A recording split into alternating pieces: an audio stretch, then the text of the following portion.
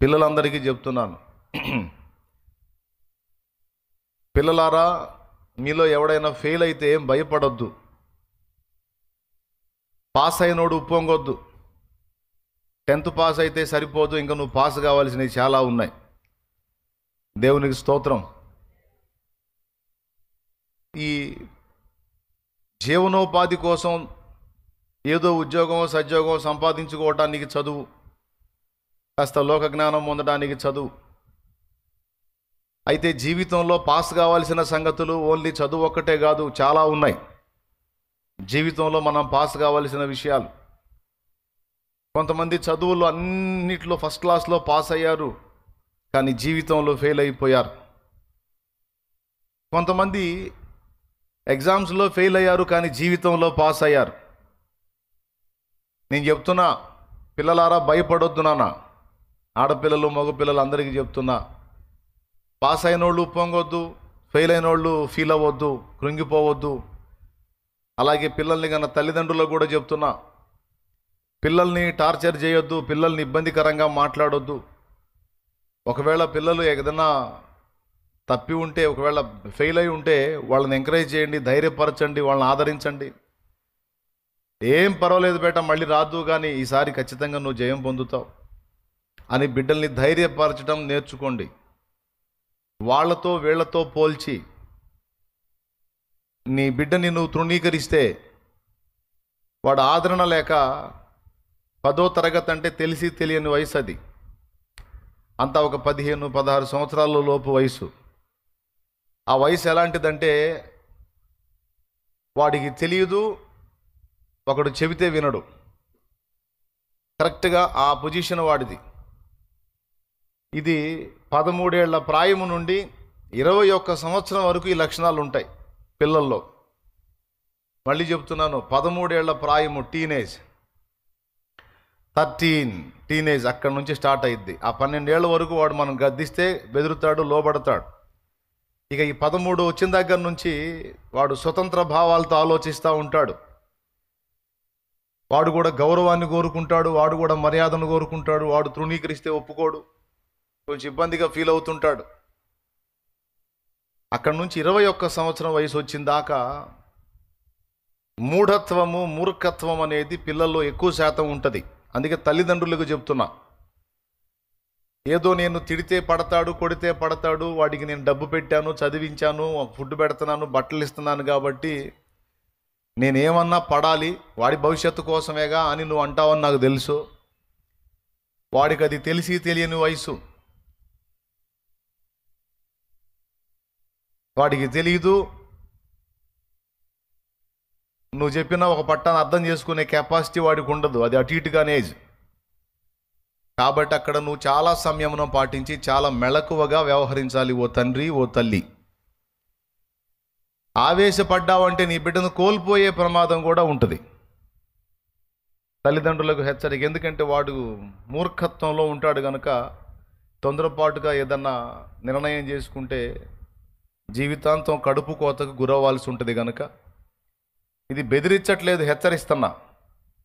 కొంచెం పిల్లల్ని మందలించే విషయంలో జాగ్రత్తగా ఉండండి. నేర్పుగా చెప్పండి, ధైర్యపరచండి, ఫ్రెండ్లీగా వ్యవహరించండి. పిల్లలతో కొంచెం ఫ్రెండ్లీగా వ్యవహరించండి, ధైర్యపరచండి. ఏం పర్వాలేదు బేటా, ఏం కాదులేరా, మళ్ళీ రాదు కానీ, ఏం కాదులే తల్లి, మళ్ళీ రాదు కానీ అని ధైర్యపరచండి. నువ్వు కష్టపడి చదివావు, నేను చూశాను, బాగా రాశావు, నాకు తెలుసు. ఏమో దిద్దేవాళ్ళు సరిగా దిద్దకపోయి ఉండొచ్చు. వాళ్ళు ఏ మైండ్లో ఉండి దిద్దారో. ఏం పర్వాలేదు నాన్న, నువ్వైతే బాగానే కష్టపడ్డావు, రాత్రి మగళ్ళు చదివా, నేను చూశాను, నువ్వు తెలివిగల్లోడివే, తెలివిగల్లదానివే, మరి ఎందుకు తేడా పడిందో పర్వాలేదు. ఫెయిల్ అయిన వాళ్ళంతా జీవితంలో ఫెయిల్ అవ్వలేదు, పాస్ అయిన వాళ్ళంతా బ్రతుకులో పాస్ అవ్వలేదు అని వాటి కొంచెం ధైర్యపరిచి ఆమెకు ధైర్య మాటలు చెప్పి పిల్లల్ని కాపాడుకోండి. ఇప్పుడున్న జనరేషన్ ఇంకా దరిద్రంగా ఉంది, ఇప్పుడున్న జనరేషన్ ఇంకా తీవ్రంగా ఉంది కాబట్టి ఈ మాటలు చెప్తున్నా. అలాగే ఫెయిల్ అయిన పిల్లలకి చెప్తున్నా, ఏం భయపడొద్దురా, నేను 7th 2 సార్లు, దేవునికి స్తోత్రం. నువ్వు 10th, మళ్ళీ 10th, నేను 7th తప్పా. తప్పి మళ్ళీ రాసి మళ్ళీ పాస్ అయ్యి 8th వెళ్ళా. మరి నాతో పోల్చుకుంటే మీరు ఇంకా బెస్ట్రా, 10th దాకా పోయారు మీరు. కాబట్టి ఒకవేళ నువ్వు చదువులో ఫెయిల్ అయి ఉండొచ్చు, డోంట్ వరీ. భక్తిలో యేసయ్యతో అనుబంధంలో ఫెయిల్ అవ్వద్దు నాన్న. నువ్వు దేవునితో అనుబంధం కలిగి ఉండు. నీ ఫెయిల్యూర్ను కూడా, నీ వైఫల్యాన్ని కూడా నా తండ్రి విజయంగా మారుస్తాడు. నీ లైఫ్లో నువ్వు ఆశీర్వదించబడేటట్టు నా దేవుడు చేస్తాడు. భయపడొద్దు, కృంగిపోవద్దు బిడ్డ. మీ అందరికీ ఆదరణగా ఒక పరమ రహస్యం ఒకటి చెప్తాను. ప్రసంగి గ్రంథంలో పిల్లలందరికీ ఆదరణకరంగా దీన్ని చదువుకుంటారా, మీరు చాలా ధైర్యవంతులు అవుతారు. వైఫల్యం వచ్చినా ఇక మీరు కృంగిపోరు. ప్రసంగి గ్రంథము తీయండి, బైబిల్ ఉన్నోళ్ళు తీయండి. ప్రసంగి గ్రంథము అందరికీ చూపిస్తా. జీవితంలో వైఫల్యమైన వాళ్ళు కూడా చూపిస్తా, చదువులో వైఫల్యమైన వాళ్ళు కూడా చూపిస్తా. ప్రసంగి గ్రంథము 9వ అధ్యాయము 11వ వచనం చదువు. మరియు నేను ఆలోచింపగా సూర్యుని క్రింద జరుగుచున్నది నాకు తెలియబడెను. వడిగలవారు పరుగులో గెలవరు. వాస్తవంగా పరుగులో గెలవాలంటే వడిగా పరిగెత్తగలిగితేనే గెలుస్తారు. కానీ ఇక్కడ అంటాడు వడిగలవారు పరుగులో గెలవరు. బలము గలవారు యుద్ధమునందు విజయమునందరు. వాస్తవంగా యుద్ధంలో గెలవాలంటే బలమే కావాలి. కానీ ఇక్కడ రివర్స్ చెబుతున్నాడు, బలము గల్లోడు యుద్ధంలో గెలవడు. జ్ఞానము గల వారికి అన్నము దొరకదు. వాస్తవంగా జ్ఞానం కలిగినోడు వాడి తెలివితేటలు జ్ఞానాన్ని ఉపయోగించి ఎక్కడైనా పట్టెడు అన్నం సంపాదించుకుంటాడు అనిపిస్తుంది మనకి. కానీ ఇక్కడ బైబుల్లో ఏం చెప్తున్నాడంటే, ప్రసంగి గ్రంథంలో జ్ఞానము గలవానికి అన్నము దొరకదు, బుద్ధిమంతుల వలన ఐశ్వర్యము కలుగదు. కొంతమంది మంచి బుద్ధిమంతులై ఉంటారు కానీ వాళ్ళు దరిద్రులుగా ఉంటారు. తెలివి గల వారికి అనుగ్రహము దొరకదు. చాలా చురుకుగా తెలివిగా ఉంటారు కొంతమంది, కానీ రాజు దగ్గర అనుగ్రహం పొందలేరు. ఇవన్నీ అదృష్టవశము చేతనే, కాలవశము చేతనే అందరికీ కలుగుచున్నవి. అదిగో రహస్యం అక్కడ బట్టబయలు చేశాడు. చాలా మంది సమాజంలోని వ్యక్తులను చూసి మైండ్ పోగొట్టుకుంటారు. ఇలాంటి సన్నివేశాలు చూసి, చదువు నీ తోటి వారి కంటే నువ్వు బాగా చదువుతావు, నీ పక్కన ఉన్నాడు అంత కాపీ మాస్టరు. విచిత్రం ఏంటంటే వాడికి ఉద్యోగం వచ్చిద్ది, బాగా చదివి ఒక కాపీ కూడా కొట్టకుండా నువ్వు అన్ని చక్కగా రాస్తావు, కానీ నీకు జాబ్ రాదు. మైండ్ పోయింది, ఇదేందిరా వాడికి ఉద్యోగం ఏంది, నాకు ఉద్యోగం లేకపోవటం ఏంది, ఏం కర్మ ఇది అనిపించింది. అలాగే కొంతమంది తిక్కలోళ్ళలా కనపడతారు, కానీ వాళ్ళ లైఫ్ అద్భుతంగా సెటిల్ అయిపోయింది. కొంతమంది చాలా తెలివిగలలా కనపడతారు, కానీ వాళ్ళు జీవితంలో వైఫల్యం చెందిన అనుభవాల్లో కనపడతారు. ఇలాంటి సన్నివేశాలు మీరు ఎప్పుడన్నా చూసారా సమాజంలో? తెలివిగలోళ్ళు అన్నీ పొందలేకపోవటం, తిక్కలోళ్ళలాగా ఉన్నోళ్ళు అన్నీ పొందుకోవటం చూసారా మీరు? దేవునికి స్తోత్రం. ఏమండి, ఒక ఆమె చక్కగా ఉంటుంది, భర్త ఏమో కొంచెం అందం తక్కువగా ఉంటాడు, ఆమె ఫీల్ అవుతూ ఉంటుంది. ఒక ఆమె ఏమో తిక్కలుగా ఉంటుంది, భర్త ఏమో అందగాడు దొరుకుతాడు. ఈ అందగాడితే ఫీల్ అవుతూ ఉంటుంది, నేను ఇంత చక్కని దాన్ని నాకేమో పిచ్చోడు దొరికాడు, ఆమెమో తిక్కలుగా ఉంటుంది, ఆమె అందగాడు దొరికాడు. అలాగే ఒక్కొక్క భార్య విషయంలో భర్త కూడా అంతే ఫీల్ అవుతాడు, నేను చాలా అందంగా ఉంటాను, నా భార్య పిచ్చిదానిలాగా ఉంటుంది. వాడేమో పరమ దరిద్రంగా ఉంటాడు, వాడి భార్య ఏమో చాలా చక్కగా ఉంటుంది. సమాజంలో కొంతమంది ఫీలింగ్స్ చెప్తున్నారండి, అవునా కాదా? ఎంతమంది ఒప్పుకుంటారు? చేతులు ఎత్తండి. నిజంగా కొన్నిసార్లు మనకు అంత రివర్స్లో కనపడుతుంటాయి సమాజంలో పరిస్థితులు. నా పక్కన కూర్చుంటాడు నా ఫ్రెండ్ ఒకడు, ఇద్దరం 7th చదివేటప్పుడు నా పక్కన కూర్చుంటాడు. వాడు ఏమి రాశాడో మాస్టర్ వాడికి ఇచ్చి చదువురా అంటే వాడు చదవలేడు, వాడు రాసింది వాడే చదవలేడు. వాస్తవంగా ఒక్కొక్కటి పనితనం ఎలా ఉంటుందంటే, వాడు రాస్తే వాడు తప్ప ఇంకోటి చదవలేడు. దేవునికి స్తోత్రం. మళ్ళీ నేను రైటింగ్ బాగా రాస్తాను, కొద్దిగా బొమ్మలు వేసే కళ ఉంది, ఆర్ట్ రైటింగ్ అది బాగానే రాస్తాను నేను. వాడికంటే నేను నాకు తెలిసి ఒక 20 రెట్లు బెటరు. ఎగ్జామ్ రాస్తే వాడు పాస్ అయ్యాడు, నేను ఫెయిల్ అయ్యా. కడుపులో మండిపోయింది. ముందు అసలు ఫెయిల్ అయినందుకు కాదు, కానీ వాడు ఎట్లా పాస్ అయ్యాడో నాకు ఇప్పటికీ అర్థం కాదు.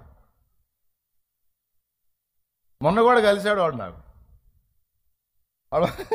మొన్న కలిస్తే కూడా వాడికి వెళ్ళి నేను అంతే చూసారు, ఎట్లా పాస్ అయ్యేవారు అన్నాను. నిజంగా అండి, ఆశ్చర్యం. వాడు పాస్ అయితే నేను ఫస్ట్ క్లాస్లో పాస్ అవ్వాలి అసలు, కానీ నేను ఫెయిల్. అప్పుడు నాకు ప్రసంగి 9 తెలియదుగా. నేను ఫీల్ అయ్యాను, ఏదో కుట్ర జరిగింది నా మీద, ఏదో కుట్ర జరిగింది, నన్ను ఇట్లా చేశారని బాధపడ్డాను. వాడు కూడా ఫెయిల్ అయితే నాకు ఫీలింగ్ ఉండేది, న్యాయమేలే అనుకునేవాడు. వాడు పాస్ అయ్యి నేను ఫెయిల్ అయ్యేసరికి అసలు వాడు ఏం రాశాడో వాడికి అర్థం కాదు. పేపర్ దిద్దినోడు అర్థం కాక పాస్ చేశాడా? అదే ఇవన్నీ ఆడ పరిశోధన చేసేది నేను. ఇంత రిస్క్ చేసి రాశాడంటే ఇందులో అసలు రైట్ ఆన్సరో రాంగ్ ఆన్సరో క్లారిటీ లేదు నాకు. రైట్ ఆన్సరో రాంగ్ ఆన్సరో తెలుసుకోవాలంటే ముందు అసలు వీడు ఏం రాశాడో అర్థం కావట్లేదు నాకు. వాడినే పట్టుకు రావాలి, వాడు ఆడున్నాడో తెలియదు. ఇంత కష్టపడి రాశాడంటే వాడు పాపం ఇంత రిస్క్ చేసి రాశాడంటే రైటే రాసి ఉంటాడని రైట్లు కొట్టుంటాడు. నేను అందంగా అర్థమయ్యేటట్టు రాశాను కాబట్టి అందులో తప్పులు దొరికినాయి, ఫెయిల్ చేసి ఉంటాడు.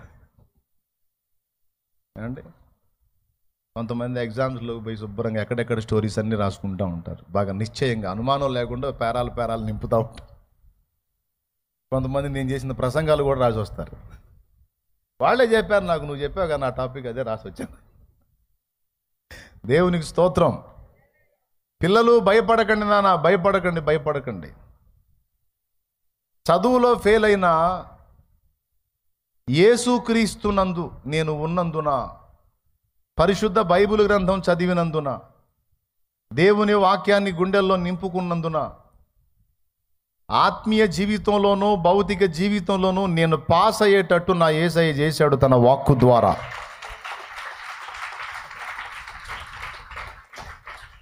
నేను చెప్తున్నా, తప్పకుండా దేవుడు మీకు విజయం ఇస్తాడు. మళ్ళా ప్రయత్నిద్దురు కానీ, అంతేగాని సావులు బతుకులు అనవాకండి, ఇంకొక రకంగా ఫీల్ అవ్వకండి బాబు. ఆడపిల్లలు మగపిల్లలు అందరికీ చెప్తున్నా, ఇక్కడ చెప్పాడు, వడిగలవారు పరుగు పందెములో గెలవరు, జ్ఞానము గలవానికి అన్నము దొరకదు, తెలివి గలవారు అనుగ్రహము పొందరు, అలాగే బలము గలవారు యుద్ధమందు విజయం పొందరు, బుద్ధిమంతుల గుట వలన ఐశ్వర్యము కలగదు. బుద్ధి ఎక్కువైనోడికి ఐశ్వర్యం పోయిద్ది, అది విషయం, అసలు రహస్యం. బుద్ధిమంతులైతే ఐశ్వర్యం కలగదంటే అర్థం ఏంటో తెలుసా? బుద్ధిమంతుడు అవతలోడు బాధపడితే చూడలేడు, ఉన్నయన్నీ తీసుకెళ్ళి పెడతాడు, ఇంకేముంటుంది అప్పు తప్ప.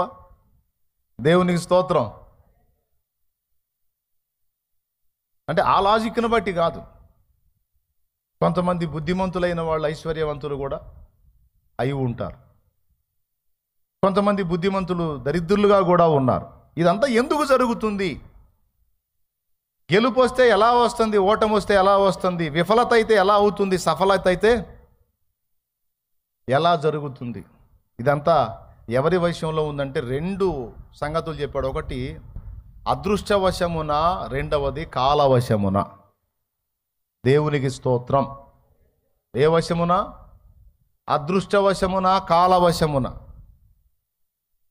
అదృష్టమన్నా కాలమన్నా యేసయ్యే. తెలుసా మీకు? మన అందరి అదృష్టం ఎవరు? యేసయ్య. యేసయ్య ఎవరికైతే దొరికాడో వాడు అదృష్టవంతుడు. యేసయ్యను కనుగొనలేనివాడు, యేసయ్యను దొరకపుచ్చుకోనివాడు, యేసయ్యను అందుకోలేనివాడు ఎంత ఐశ్వర్యవంతుడైనా నిష్ఠ దరిద్రుడితో సమానము. పక్క. యేసయ్యను అందుకున్నవాడు భౌతికంగా ఒకవేళ దారిద్ర్యతలో ఉన్నా వానికి మించిన ఐశ్వర్యవంతుడు ఇంకొకడు లేడు. వానికన్నా అదృష్టవంతుడు ఇంకొకడు లేడు. అవును, యేసయ్య నేను కనుగొన్నప్పుడు, యేసయ్యను తెలుసుకున్నప్పుడు నేను అదే ఫీల్ అయ్యా, అబ్బా ఆహా నా ధన్యత అని అప్పుడు పాట రాలేదు, కానీ వచ్చినట్టయితే అప్పుడు ఆ పాటే పాడుకునేవాడిని. దేవునికి స్తోత్రం. నిజంగా, ఎందుకంటే అంత ఆనందపడ్డాను నేను. సంపదల గని నా యేసు, జ్ఞాన నిధి నా యేసు, వైఫల్యాలను కూడా విజయాలుగా మార్చి చరిత్రను తిరగరాయించగల దేవుడు నా ప్రభు. ఆయన ఒక్కడు దొరికితే చాలు, అన్నీ ఉన్నట్టే, ఇహపర సౌఖ్యములు ఉన్నట్లే. అలాంటి వాడు యేసు అదృష్టంగా ఏమవుతాడు మరి? అందుకే చెప్తున్నా, యేసు దొరికినోడు అదృష్టవంతుడు, యేసును కలిగి ఉండని వాడు ఎంత స్థితిమంతుడైనా వాడు దురదృష్టవంతుడు, దరిద్రుడు. ఎందుకంటే ఒకడు సర్వలోకమును సంపాదించుకొని వాని ప్రాణమును పోగొట్టుకుని వానికి ఏం ప్రయోజనం? లోకమంతా సంపాదించాడు కానీ యేసయ్యను పొందుకోలేకపోయాడు, చచ్చిపాతాళానికే పోతాడు. లోకమంతా సంపాదించాడు కానీ సువార్త నమ్మలేదు. లోకమంతా సంపాదించాడు కానీ యేసుకు హృదయములో స్థానం ఇయ్యలేదు. లోకమంతా సంపాదించాడు కానీ రక్షకుణ్ణి పొందుకోలేకపోయాడు. ఇక దరిద్రుడుగా ఏమవుతాడు? కాబట్టి అది పరిస్థితి. మన అదృష్టము అంటే యేసయ్యే, అలాగే కాలము అన్నా కూడా యేసయ్యే. అదృష్టవశమున, కాలవశమున. అదృష్టం ఒక వ్యక్తిలాగా, కాలం ఒక వ్యక్తిలాగా మాట్లాడుతున్నాడు. కాలము అంటే యేసయ్యే అన్నాను నేను. ఎలా అంటే యేసు ప్రభువే చెప్పాడు, నేను ఆదియు అంతమునై ఉన్నాను. ఆదియు అంతమునై ఉన్నానంటే అర్థమైంది. ఆది అంతము అనేది కాలము. నేను ప్రసంగం మొదలుపెట్టాను ఆది, ముగిస్తాను అంతం, ఈ రెండింటి మధ్యలో ఉన్నది కాలం. కానీ యేసు ప్రభువారు తన్ను గూర్చి తాను నేను ఆదియు అంతమునై ఉన్నాను అని తన్ను గూర్చి తాను కాలమని చెప్పుకున్నాడు. మనకు తెలిసి కాలం అంటే టైం, కానీ మనకు తెలియని సంగతి ఏంటంటే కాలము అనే వ్యక్తి ఒకడు ఉన్నాడు. కాలము అనే వ్యక్తి ఉన్నాడండి, అదృష్టం అనే వ్యక్తి ఉన్నాడండి, వాక్యము అనే వ్యక్తి ఉన్నాడండి, వ్యక్తి, ప్రేమ అనే వ్యక్తి ఉన్నాడండి, అగ్ని అనే వ్యక్తి ఉన్నాడండి. మనకు తెలిసి అగ్ని అంటే పొయ్యిలో అగ్ని, కానీ అగ్ని అనే ఒక వ్యక్తి ఉన్నాడు. అలాగే అదృష్టము అనే వ్యక్తి, కాలము అనే వ్యక్తి, మొత్తం యేసయ్య. అందుకే చెప్తున్నాను, ఎవని గెలుపోటములైనా, ఎవని దీవెన శాపములైనా, ఎవడికి ఎవరి అనుగ్రహం దొరకాలన్నా వాడు పరిగెత్తితే కాదు, వాడు తిప్పలు పడితే కాదు, ఫస్ట్ దైవానుగ్రహం వాడికి ఉండాలి. వాక్యము, కాలము, అదృష్టము, అగ్ని, సమస్తము తానై ఉన్న నా ప్రభు యొక్క అనుగ్రహం దొరకాలి. అందుకే ఏబి మాస్లామణి గారు ఇలా పాడాడు,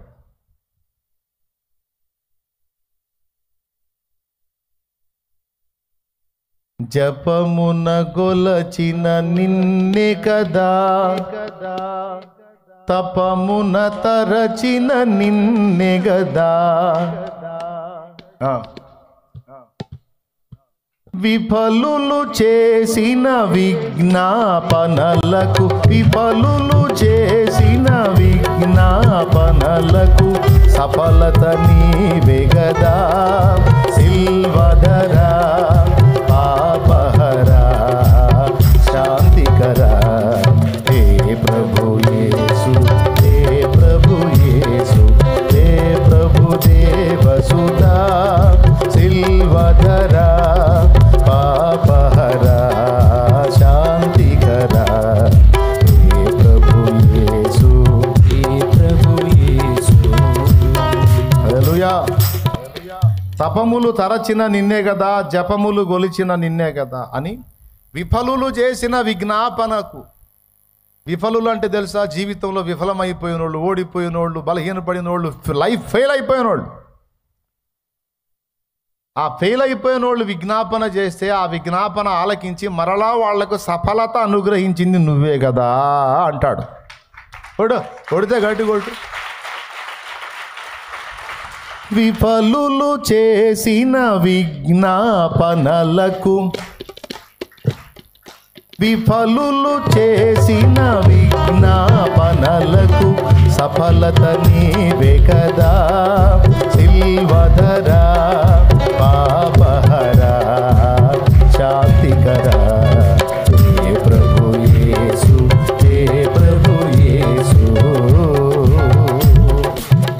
దేవునికి మహిమ. పెద్దగా చెప్పండి. విఫలతలను కూడా సఫలత చేస్తాడు. అంటే ఫెయిల్యూర్ని కూడా పాస్ అయ్యేటట్టు చేస్తాడు ఆయన. అంతా ఆయన చేతిలో ఉంది, భయపడొద్దని చెప్తున్నాడు. దేవునికి మహిమ. కాబట్టి 10th ఫెయిల్ అయితే అసలు లైఫే ఫెయిల్ అయినట్టు ఫీల్ అవ్వకరో అబ్బాయి అమ్మాయి. తల్లిదండ్రులారా, పిల్లల్ని టార్చర్ చేయొద్దు. వాళ్ళని ధైర్యపరచండి, ఆదరించండి. తప్పకుండా మళ్ళా వాళ్ళు ప్రయత్నిస్తారు, ఈసారి జయం పొందుతారు. గుర్తుపెట్టుకోండి, వాళ్ళు విజయం సాధిస్తారు. దేవుడు ఆ దీవెన వారికి ఇస్తాడు. ఒకవేళ మళ్ళా వాడు ఫెయిల్ అయినా ఏం భయపడొద్దు, వాడికి ధైర్యం చెప్పు. ఏం పర్వాలేదురా, నువ్వు ఇంతగా ఫెయిల్ అవుతున్నావు అంటే తప్పకుండా లైఫ్లో పాస్ అవుతావురా నువ్వు. దేవుడు నిన్ను ఖచ్చితంగా నిలబెట్టుకుంటాడు. నీ పట్ల ఏదో వేరు ప్రణాళిక ఉంది, దాన్ని నెరవేరుస్తాడు. ఏం భయపడొద్దు నాన్నని ధైర్యపరచండి. ఎంతమందికి అర్థమైంది? అలాగే పాస్ అయిన పిల్లలు, ఫెయిల్ అయిన పిల్లల్ని ఎగతాళి చేయకండి. వాడిని చూసి నవ్వకండి. వాడిని ధైర్యపరచండి, వాడిని ఓదార్చండి, వాడిని ప్రోత్సహించండి. ఎందుకంటే ఈరోజు నీవు పొందిన విజయాన్ని బట్టి ఉప్పొంగితే భవిష్యత్తులో నువ్వు ఎదుర్కొనే ఓటములు కొన్ని ఉంటాయి. ఆ ఓటముల్లో నువ్వు అవమానపరిచినోడే రేపు నిన్ను మించిపోవచ్చు. నీకొచ్చిన విజయం నీకు గర్వాన్ని తీసుకొస్తే, అవతలాడికి వచ్చిన అపజయం వాళ్ళలో పౌరుషాన్ని పెంచి, రోషాన్ని పెంచి, వాడు నీకంటే ప్రయోజకుడుగా మారే అవకాశం ఉంది. కనుక తేడా పడ్డ వారిని, జీవితంలో ఓడిపోయిన వారిని, సేవలో ఓడిపోయిన వారిని, ఎగ్జామ్లో ఫెయిల్ అయిన వారిని తొందరపడి తృణీకరించొద్దు. నువ్వు పొందిన విజయాలను బట్టి విర్రవీయొద్దు. ఎందుకంటే ఫెయిల్ అయిన వాడికి కాసేపు వేదన, తర్వాత రోషం, పౌరుషం మేలుకుంటాయి. వాడు ఈసారి సాధించే అవకాశం ఉంది. కానీ విజయం పొందిన వాడికి గర్వం వెంటాడుతూ ఉంటుంది. అది జీవితంలో అయినా, సేవలో అయినా, ఎగ్జామ్స్లో అయినా, దేనిలో అయినా విజయం పొందిన వాళ్ళని గర్వం వెంటాడిద్ది. వైఫల్యం, ఫెయిల్యూర్ పొందినటువంటి వానికి దీన మనసు వచ్చింది, హృదయం గాయమైద్ది, వాళ్ళు రోషం, పౌరుషం మేలుకుంటాయి. వాడు తప్పకుండా తర్వాత పోరాడి గెలుస్తాడు. వాడు ఇవన్నీ ఎందుకు చెప్పాల్సి వచ్చిందంటే, 10వ తరగతి ఫెయిల్ అయినందున విద్యార్థి ఆత్మహత్యాన్ని చూసి చీదరబుట్టి చెబుతున్నా. చిన్న వయసులు పసిబిడ్డలు ఉసరుసర ప్రాణం తీసుకునే ప్రమాదం ఉంది కనుక దయచేసి పిల్లల్ని కాపాడుకోమని చెప్తున్నా. బ్రతుకు, సమాజంలో బ్రతకడానికి చదువు అవసరం, కానీ బతుకంతా చదువే కాదు. బతుకు దేవుని కోసం, బతుకు సమాజం కోసం. ఓకే, పిల్లలకు ఒకవేళ అవగాహన కల్పిస్తే ఎలా కల్పిస్తారో తెలుసా? సమాజంలో నువ్వు ఒక మేలుకరమైన వ్యక్తిగా ఉంటున్నట్లు చదువు నాన్న. 10 మందికి నువ్వు ప్రయోజనకారివిగా కావాలి తల్లి. 10 మందికి నువ్వు ప్రయోజకుడుగా కావాలి నాన్న. నీ ఒక్కడి కడుపు కోసం చదవద్దురా, నీ ఒక్కదాని పొట్ట కోసం చదవద్దమ్మా. 10 మందికి నువ్వు దీవెనకరమగున్నట్లు చదవాలి. జాగ్రత్తని పిల్లలకు నేర్పుకో. సమాజం కోసం వాళ్ళకి దృష్టి చిన్నప్పటి నుంచే నేర్పు. సమాజ శ్రేయస్సు, సమాజ హితవు కోరేటట్టు తప్పకుండా వాళ్ళు ప్రయోజకులు అవుతారు. కృంగిన వారిని లేవనెత్తండి, ధైర్యపరచండి. Okay, right. ఇప్పుడు చదువుకున్న వాక్య భాగంలోకి వద్దాం. ఇప్పుడు మీ అందరికీ ధైర్యం కలిగింది కదా? ఎవడికి అన్నం దొరకాలన్నా, ఎవడికి అనుగ్రహం దొరకాలన్నా, ఎవడికి విజయం దొరకాలన్నా ఎవరి చేతుల్లో ఉంది? పెద్దగా చెప్పండి, ఇంకోసారి చెప్పండి.